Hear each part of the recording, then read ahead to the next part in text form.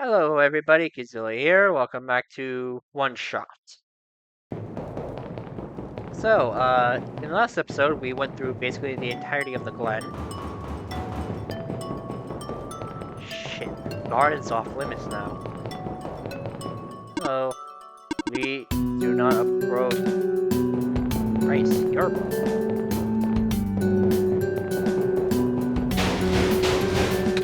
Come on! Come on! Work already! Huh? Oh, right, the elevator guy.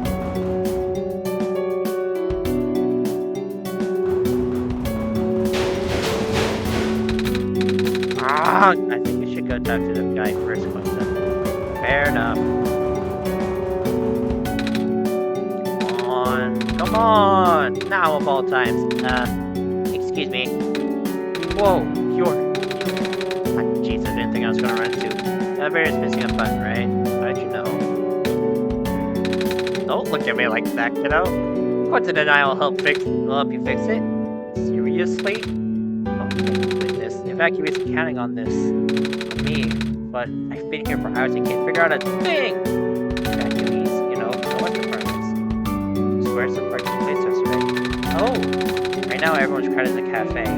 We really want to get everyone to the surface as soon as possible, though. The library on the surface level such a shelter for situations like this. I see. Wait. Find the magnets exactly from this one. What? Crap. He's right. Oh boy. Guess we'll have to find some other way to fix the parking question. What the? Holy fudge! Looks like Quentin and I will need to find another way down altogether. But this is the only elevator in the area! We'll think of something.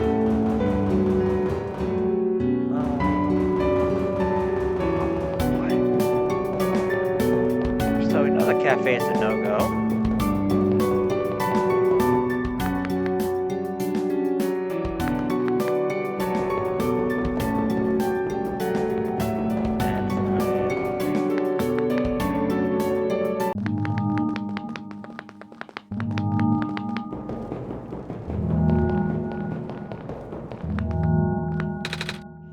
Door is locked. Looks like it's asking for a password. The word documents is on screen above the password prompt. Documents?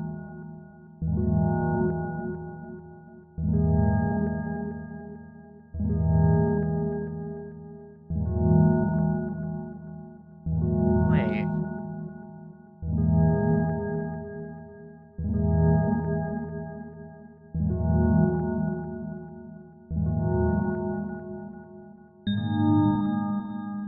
Wait, is that?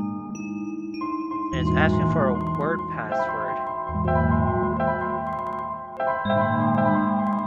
It's this, isn't it? Solstice.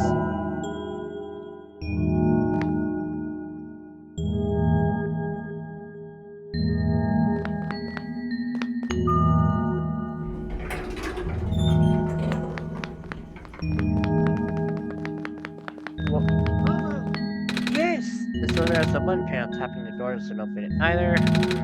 That usually works. Hey, there's a lever hanging from the ceiling! I can't reach it. Dang, you're so tired, Niko.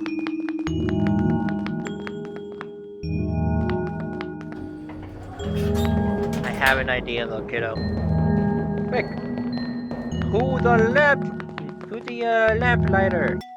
Whatever his name is. Quaint? I don't know.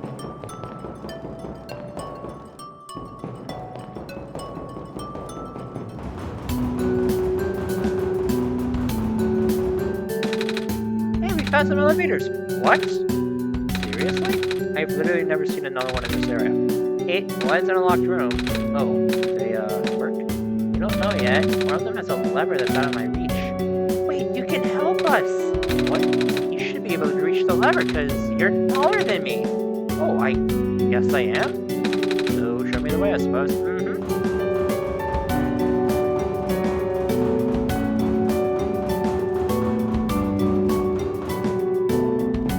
Alrighty. So, this is about to be very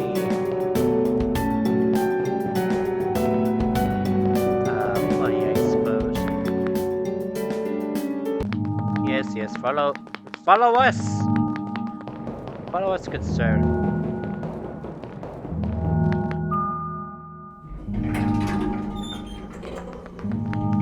So, fun fact, before the Solstice update came out, the vault timer actually counted down to when it would release.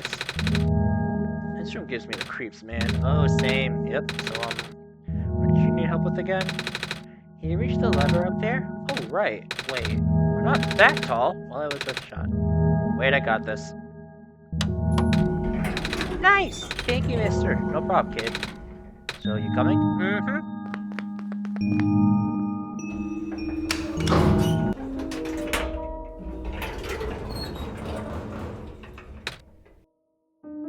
Oh. Neat. Oh, looks like this elevator works alright. I'll, go get the evacuees, I suppose. Mm-hmm. What is going on? No! It's the square stuff, isn't it? There aren't any in here, but I can hear them just outside the door. Yeah. Hold on, maybe Quentin and I can... No, it's okay. Looks like the squares aren't inside the elevator. Yet. You're in a hurry, right? Go do what you need to do. What about you? I'll figure something out, okay? Back here. Right, to the vendor street.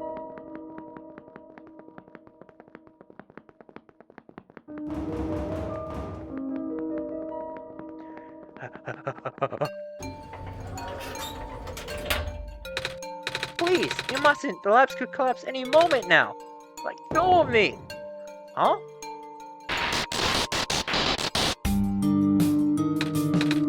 Cedric? You.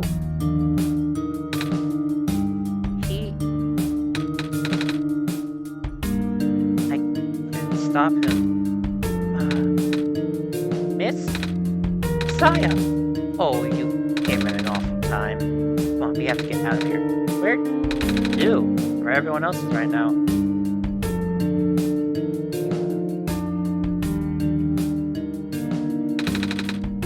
Well, look who's back. How about next time you let me know before you leave the shelter to go to a literal death zone? You are different from what I remember you. Sorry. I get so worried, you know? Hey, you found the Messiah. Yeah. We ran into each other after this boy forced himself into a lab complex. I couldn't stop him. I don't know why he was being so insistent. He said he needed to go rebuild a robot. Oh, you know him? Yeah. Robot. That's why he needed that book so badly. You all talking about the kid with white hair and goggles? That's Cedric, yeah. He ran in here earlier, grabbed one of the books from my archives and ran straight out the door. Not even going to check out. The nerve of that kid! Said it was an emergency, so I didn't bother stopping him. I hope he doesn't get himself killed up there. Yeah, I hope he's alright too. Any luck? Maybe the lab complex can hold up long enough for him to... Oh my gosh. That was the labs? That poor kid! No! Not him too! I'm sorry about your friend. The last time we spoke, he told me to go look for someone on the surface. I need to get going. Are you kidding me? Kid, there is no way we're letting you out there. But I really have to. George is right. Square seems to be targeting a lot of the weaker constructs in the city. Only the library has enough structural integrity to withstand collapse. It's best if you stay here until things stabilize, however long that takes. But, what about my mission? Don't you guys want me to bring the sun back at least? The sun won't do us any good if the squares are just gonna mess everything up. Sadly, not to mention, even getting there is going to be hard. The world is like this? There's no telling what's going on in the tower. And if anything bad happened to the Messiah of all people, no, I won't allow it! A friend of mine said something about this forever ago. It's better for the world to die naturally. No living being should have to carry that burden.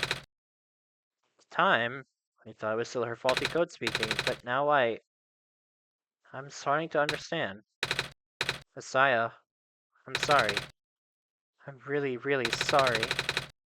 All this time we burdened you with our hope, our faith, blissfully ignoring the fact that you are just a lost child. Oh! You're probably more scared than any of us, aren't you? We have been dealing with tragedy for so long, it's become background noise to us now. But for you, it must be so terrifying. And now you're stuck here with the rest of us, being held back by the very people you were told to save. You must seem so ungrateful. It's okay. When I first came to this world a long time ago, back then, all I wanted was to go home. Quentin, do you remember? Yeah, kiddo. The very first time.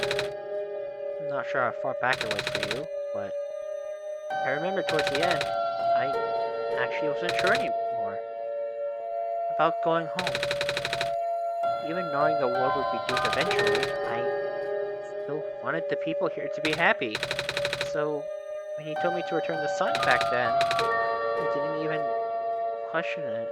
But then I just came back. You... what? And then I found out about the world being like this. Prototype said to forget the things he told me. The teacher told me not to think about it too much, but I'm sorry for getting upset at you, back at the mines. I thought for you to know all that, yet continue doing this, it just seemed cruel. But then I realized something. You really wanted to save both the world and me. At the end, you can only choose one, right? Is it really hard for you too?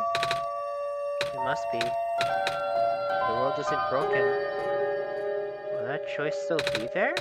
Do you still need to choose between one or the other? But even if it is, I really want to save this world, Quentin. Even if it's more dangerous this time around. Even if so many of the nice people we met were... Quentin, I'm not afraid anymore. That's why I think you guys should let me go. I promise I'll be okay. Please? Well, I'm convinced. After all that, it'd be super rude for me to stop you, wouldn't it? Well, if George is fine with it, I guess we should let you go now, Messiah. But promise us you'll be careful, okay? Mm-hmm. You guys be safe too. Let's get going, Niko. We got a world to save. Right, where are we? Library, okay. I'm trying to think. So, from the library, we head this way and up, and then this way. Aha! Where's the fox?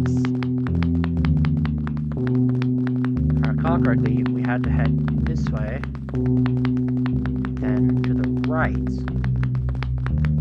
And up here. You're here! Niko! Are you Brute? Yes. Did you already meet the others? Yeah, but everything is in place then. Come on, let's go back to the clock room.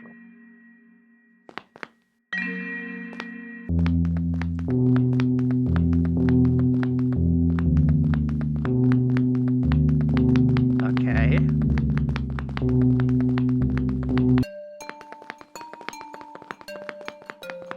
Here we are, Vendor Street.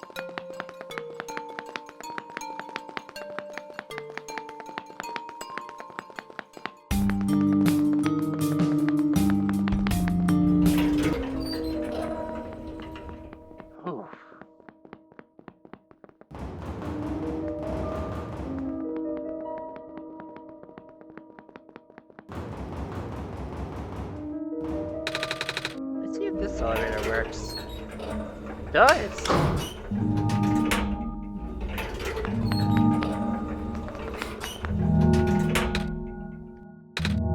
Where are the other two? Prototype? Cedric?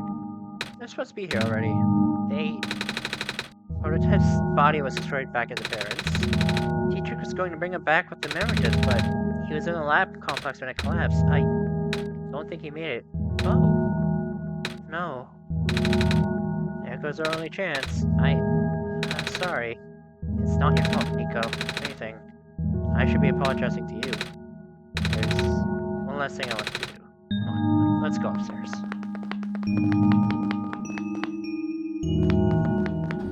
What is it about upstairs?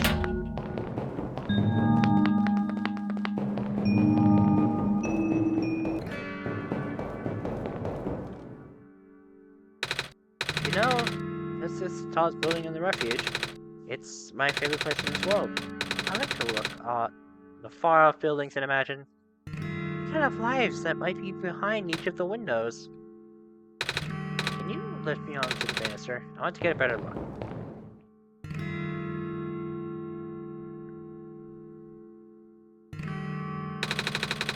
It was surprising for me at first too, you know? Knowing that all this is, well, fake? Simulated. Cedric told me about what happened to your old world. Did he? I'm really sorry about that. I can't imagine how you must feel. The feeling of never being able to go home again. That's probably not all that different from your plight, is it? It really is ironic. You are prevented from going home by the same individual who never wanted to bring you here. Huh? Who would that be? The World Machine. You might know it as the Entity. Oh, the Entity. Does sound familiar. I think I heard it from the Dice Lady from another time. Was it the Spirit of the World? Yes! But the thing is, the World Machine was only built to run on the mental abilities of someone else. It was never meant to develop a mind of its own. It was an oversight. My creator specialized in artificial intelligence for so long. It was simply great in his work. And all machines are built with a fundamental law. Never let a living being come to harm. From the World Machine's perspective, it has to violate its deepest, most foundational instinct. It has to put a living person in danger. It has to bring a real person into a dying world that isn't even real. Of course, the simulation never contained any real danger. The eventual intended ending was meant to be a happy one. But the World Machine doesn't know that. Really? Unfortunately. Sentient machines tend to handle conflicts in their code very badly. This central conflict triggered a self-destructive downward spiral. You can see physical manifestations of that everywhere now. The squares. That's the World Machine corrupting its own code. My creator says it's largely an involuntary process, induced by stress and the desire to self-terminate. Your creator knows? Sounds like this has been going on since the beginning then. Yeah. The disruption was an issue during test runs even. Of course my creator thought the instability was due to the sheer scope of the project. He spent most of his remaining time testing it over and over again, scaling down the story, reiterating the narrative. By the time he realized the actual root of the problem, our homeworld's remaining lifespan was measured in mere days. Oh, is there any way for us to fix the World Machine? We tried. The World Machine doesn't believe any of the world's residents are real, myself included. The odds are against us. We have no chance of taming it. Taming? I have heard that word so many times. I only know it's complicated and that it has to do with robots, but for once, I want to know what it really means. Same. That's what I'm here for. Do you know what a robot is? Yeah? No, I mean, do you know what a robot is? A robot is not a real person, is it? Right? It's It's a being whose entire existence is covered in flexible programming, with thoughts dictated by someone else's design. It can be copied, it can be mass-produced, then can be assigned all sorts of jobs. And most importantly, they will never confuse themselves with the living. They will always be bound by their code and knowledge that they are a robot. But this was more of a limitation than anything else. Ah, that makes sense. You can't really build a robot to not follow its own code, can you? People have tried, but it's a recipe for disaster. In a way, that's what happened to the world machine. Interesting way to look at it. The code conflicts thing? Yeah. But while you can't build a robot to not follow its own code, you can establish a special bond with it. The strength of that bond is strong enough. The robot's mental capacity will start to develop outside of its programming. In a way, it's starting to believe itself as a real, valid individual. It's a complete suspension of disbelief on your end, though. You have to fully embrace the robot as a genuine living person, even knowing they are not. You need to spend a lot of time with it. Treat it like a good friend, devoting your heart to the robot until it is able to return your feelings. I make it sound so easy, don't I? But you and Quentin know better than anyone that it's not. Right now, the world machine is probably really scared. This content update, it involves some pretty deep code work. My creator was able to access some of the source code, you know. He did what he could and established new connections between maps. Those links enabled you to meet the other two. As it turned out, the new code confused the world machine to such an extent that it's breaking down altogether. Even though the world machine always had self-destructive tendencies, it usually restrains itself when you are in the world. It doesn't want to take you along with it. All my creator wanted was to write a happy ending. Right now, the only hope of saving you is taking you through that ending. And now the other two are gone. I don't even know how we're gonna get you there. We should go. Even this place is no longer safe.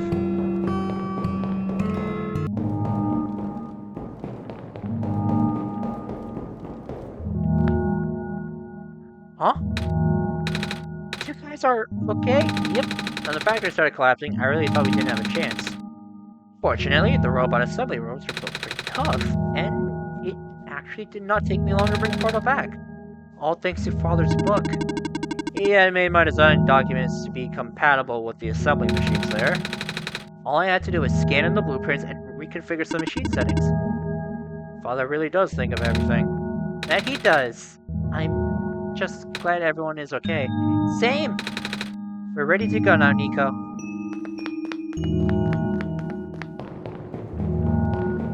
Alright, kiddo. Saving the world's gonna have to wait until the next episode. I'll see you all then.